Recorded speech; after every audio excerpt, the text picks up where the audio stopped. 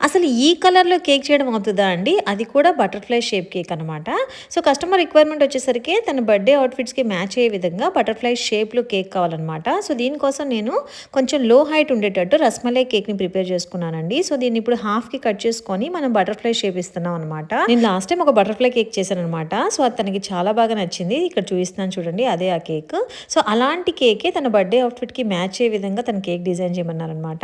అది కూడా under 1 KG అనమాట. సో, ఇదొచ్చేసి ఆల్మోస్ట్ మనకి 3/4 కేజీలోనే కేక్ ప్రిపేర్ అయిపోతుంది. సో, నేను ఇక్కడ బటర్‌ఫ్లై షేప్‌లో కట్ చేసుకున్న తర్వాత దాన్ని నీట్‌గా స్మూతింగ్ చేసుకున్నాను. ఇప్పుడు మనం డిజైన్ వేసేసుకోవడమే అనమాట.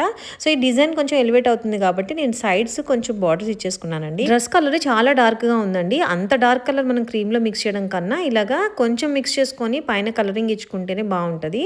సో, తన డ్రెస్‌కి కొంచెం దగ్గరగా మ్యాచ్ అయ్యే విధంగా నేను కలర్ మిక్స్ చేసుకొని యాడ్ చేసేసాననమాట. నేను ఒక సైడ్ మాత్రమే కలర్ అప్లై చేశాను. ఇంకొక సైడ్ అన్ని ఫ్లోరల్స్ పెట్టుకుందాము అనుకుంటున్నాననమాట. సో, క్రీమ్‌తో మనం ఇప్పుడు ఫ్లవర్స్ చేయడం ఎలానో చూపిస్తాను. సో, నేను యూజ్ చేస్తున్న నాజిల్ చాలా బావుంటదండి. స్మాల్‌గా ఉంటది. రోజ్ ఫ్లవర్స్ కూడా ఎంత క్లీన్‌గా వస్తాయంటే మన న్యాచురల్ రోజెస్ పెటల్స్ ఉన్నట్టుగానే వస్తదనమాట. ఇది నా ఫేవరెట్ రోజ్ నాజిల్. నేను నాజిల్ డీటెయిల్స్ కూడా నెక్స్ట్ ఒక షార్ట్‌లో మెన్షన్ చేస్తాననమాట. అలాగే నేను ఇక్కడ 5 పెటల్స్ ఉన్న ఫ్లవర్స్‌ని కూడా డ్రా చేసుకుంటున్నాను. చాలా రోజులైపోయిందనమాట ఇలా ఫ్లోరల్ కేక్స్ తయారు చేసి. సో, మళ్ళీ ఈ బటర్‌ఫ్లై కేక్‌కి అందుకే కొంచెం డిఫరెంట్‌గా యాడ్ చేద్దామని చెప్పి ఇలాగా నేను ఫ్లోరల్స్ అన్నీ తయారు చేసుకున్నాను. మన ఫ్లవర్స్ అన్నీ రెడీ అయిపోయినాయండి. ఇప్పుడు నీట్‌గా వన్ సైడ్ మొత్తం ప్లేస్ చేస్తున్నాను. కొన్ని లైట్ పర్పుల్ చేసుకున్నాను. కొన్ని డార్క్ పర్పుల్ చేసుకున్నాను అనమాట. సో, అన్నీ నీట్‌గా ప్లేస్ చేసిన తర్వాత కేక్ చాలా క్యూట్‌గా ఉందనమాట. ఈ వైట్ కలర్ ఫ్లవర్స్ అంతగా ఎలివేట్ అవ్వలేదు. అందుకు కొంచెం నేను మిడిల్‌లో యెల్లో కలర్‌తో హైలైట్ చేశాను.